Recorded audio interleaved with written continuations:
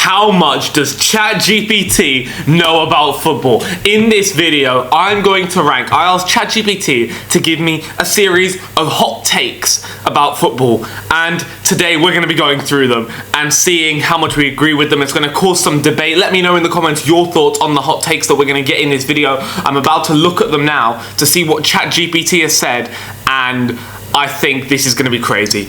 And by the end of this video, we will decide whether or not ChatGPT knows ball or not, okay? So, let's start off with Jamal Musiala is the best young talent in the world.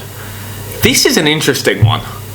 Because I love Musiala. I think in terms of talent, I think he's more talented than the Bellingham and Verts and all these, I think the people who we're comparing him to here are Lamine Yamal and Pedri. I think they're the main ones when we talk about talent in terms of the young ballers these days. I think that is the debate that this is in.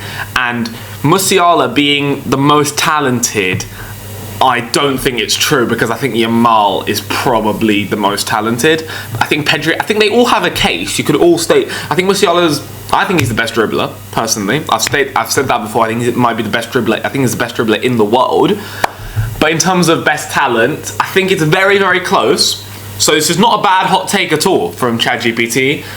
But I'm going to say no. I'm going to edge the fact that I think Yamal is just slightly more talented. But I rate Musiala so highly. I think he's amazing. I think he's... Honestly, what I would do to have Musiala play for my club is ridiculous, because this man is such a joy to watch. Right, my next hot take that I'm going to look at from ChatGPT. Oh my god, they've gone hot with this one, and I think it's crazy. I think this is mental. Bukayo Saka is already better than prime Eden Hazard. Wow. Guys, I think we have our first absolute howler of the day, because Bukayo Saka is a great player. I think he's amazing, right? What he's done at Arsenal, he's the leader in that team. He is there attacking, without Bukayo Saka, Arsenal don't have an attack, basically. What he's done for England as well. But prime Eden Hazard, bro, come on, man. Nah, I'm not having that one. I think Eden Hazard in his prime, if you're talking about 14-15 or the 18-19 season where he got his best numbers, or his 2018 World Cup with Belgium where I think he was maybe the best player at the whole tournament, I just don't think Saka gets near that, to be honest. I don't think he's in that level just yet. He definitely could be, but prime Eden Hazard, man. Nah. Not having that, ChatGPT. Not having that. Right. Hot take number 3. Ooh, oh, this is hot depending on who you talk to, because some might actually agree with this. Erling Haaland will never win a Ballon d'Or. Now this is interesting, because he almost won it 2 years ago, in 2023, after his incredible debut season at Man City. Now the question is, will he win it, and should he win it are two different things. I don't think Haaland should be in a position to win a Ballon d'Or, because I don't think he's the best player in the world, right? I think he's probably the best finisher, best goal scorer, and will be for years to come. But I'm not sure if he'll necessarily ever be the best player in the world. So that is why I think maybe he shouldn't win the Ballon d'Or.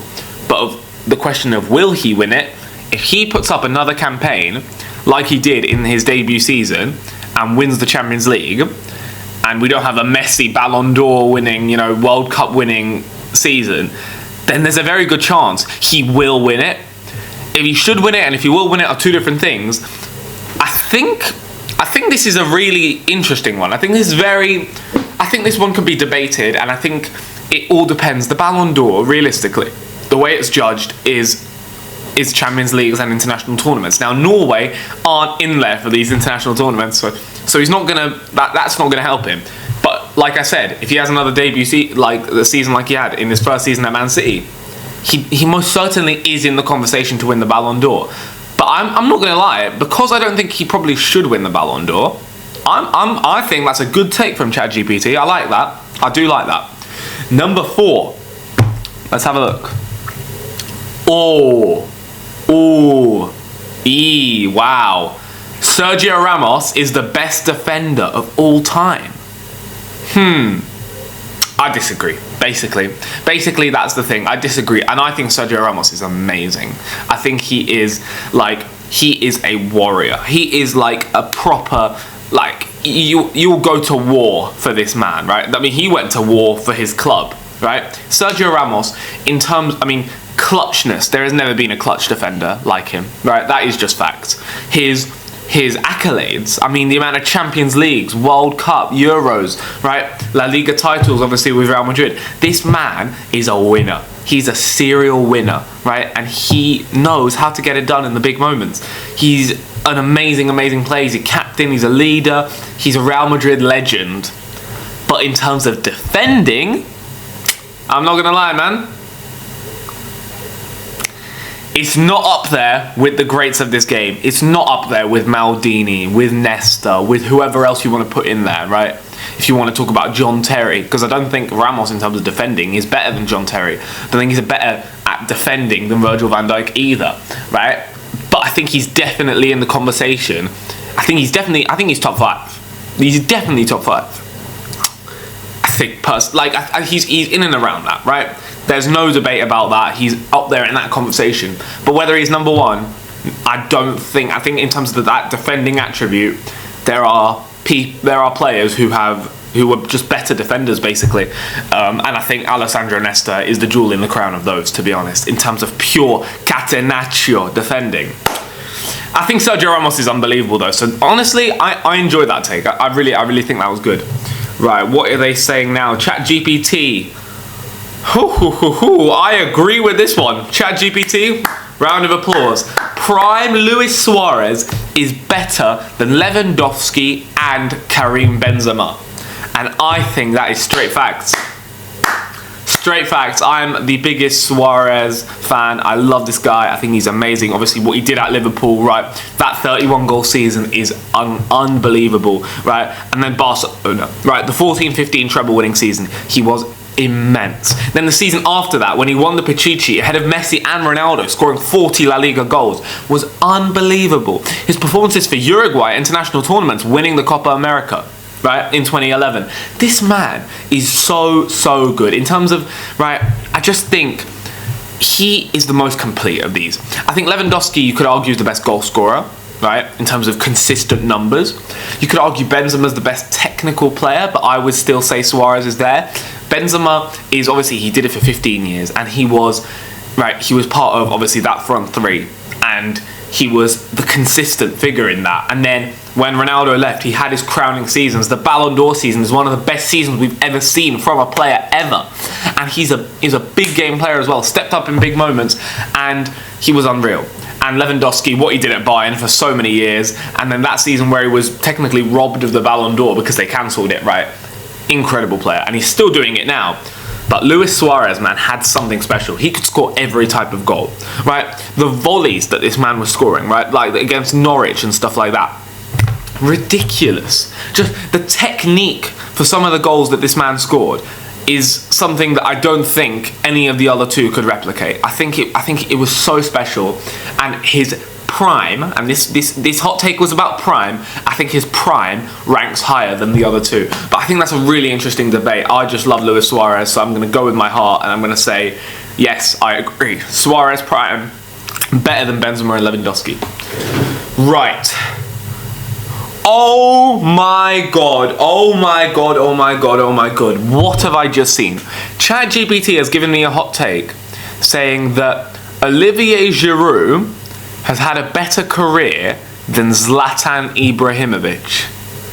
And I think that is absolute rubbish. I think that is ridiculous because I love Zlatan and what Zlatan achieved throughout his career. Let me talk about this man, okay? If you talk about decades, he started his career in the 90s and he was still playing in the 2020s. He covered 4 decades. Mr. Longevity, right? The big clubs this man has played for, right? The amount of league titles he's won, right? You could debate about where his prime was, whether it came at PSG or at Milan, right? That's, right? Or at Inter, at Barcelona, right? He was basically had his prime throughout his whole career, right? Even when he came to Man United for a season, he was unbelievable for them for that one season. He's just a great player. This man, and Olivier Giroud, I mean, his goal catalogue, first of all, Olivier Giroud's goal catalogue. If you show a goal compilation of Olivier Giroud's goals, and you show that to someone, they'll think he's the best player, he's the next coming of Jesus Christ, right? They will think he's absolutely unbelievable. And he did score some banging goals. And he's always been, I mean, for France, right? France, Olivier Giroud.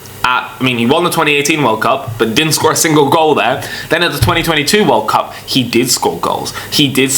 I believe he scored 4 of them, right? He was amazing at that World Cup. And he did it at Arsenal, at Chelsea, Champions League winner, at Chelsea as well. I think Olivier Giroud is amazing, but Zlatan, really. This man scored minimum 20 goals every single season, right? I don't know if Olivier Giroud's ever had a 20-goal season, right? In terms of finishing, Zlatan didn't miss chances. Zlatan's, his versatility, not in terms of position, but in terms of the way he played, right? The acrobatic goals he would score. In the air, Giroud's very good in the air, but Ibrahimovic, in terms of completeness, is there. And I think ChatGPT, that is a very, very hot take. Now, next one. Vinicius Jr. has already surpassed Neymar. Guys, man, when will people learn? I mean, obviously ChatGPT, who knows what ChatGPT thinks, but when will people learn to appreciate how good Neymar was, how much of a magician this guy is, how he's one of the best talents the sport has ever seen, right? At Santos, than what he did at Barcelona. If Messi and Ronaldo didn't exist, he has 2 or 3 Ballon d'Ors, minimum, right? If he didn't have injuries, could have had Ballon d'Ors as well. At PSG, right? People will clown on his time there, but he was amazing. He was unbelievable, right? That Champions League run where he took them to the final, you felt like you were watching, right, it brought you back to the 80s. It brought you back to Maradona times. That is how good Neymar is. And Vinicius Jr. is a fantastic player, and he will go on to have an amazing career. Could have already had a Ballon d'Or by now, and he's won 2 Champions League, scored in both finals. But I don't think Vinicius Jr. is a better player than Neymar. And also for Brazil, which is something that very much matters, look at Brazil's state now. This is huge for Neymar's legacy, because you can see without Neymar, Brazil have been completely finished, okay? And Vinicius Jr. has not stepped up. So definitely could come true one day, but because of how I think disrespected Neymar is and how much of a magician, truly otherworldly player he was, I think this is absolute bollocks. Right. And the final take of today is Martin Odegaard being a top 5 midfielder in the world.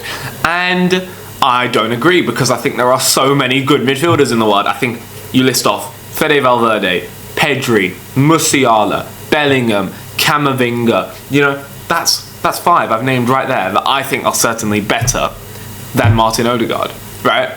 So already it's done. Then you can debate, obviously Rodri, who hasn't played this season, but he's in there, right? Or you could talk about some of the PSG midfielders like Vitinha, who's having an incredible season. Joshua Kimmich as well. His season this year is amazing. I don't know if this is saying in general or based off this season. Based off this season, no chance. In general, I think Odegaard isn't fantastic. I think he's incredible, right? His passing, his vision, his dribbling, his technique. This guy creatively, boss. But I think there's better in the world. I think the amount of amazing midfielders in world football now is crazy. I think there's so many, and most of them, to be honest, in the El Clasico clubs. Real Madrid, I mean, if you've got Valverde, Bellingham, Camavinga, Tchouaméni, the list goes on. Then Barcelona as well, man. Marc Casado is having a great season. Dani Olmo. So I don't think that Odegaard is in the top 5, but I don't think that's a horrendous take. I think the worst take of this video is the Giroud Ibrahimovic one, but also actually Saka Prime Hazard could be worse. Let me know in the comments what you think is worse. That is crazy. Let me also know in the comments if you agree or disagree with any of ChatGPT's takes. And by the end of this video, we can now agree that ChatGPT does not know too much about football, right? It's got some good takes, but at the end of the day, it's just a robot, okay? So who knows what ChatGPT thinks. But we've got these hot takes, and it's middle of the road. I'll give it a 6 out of 10. I'll give it a 6 out of 10 to be generous. I think they had a few decent takes in there, mainly the Suarez one. Thank you very much, guys, for watching till the end. Subscribe for more, and I'll see you guys soon.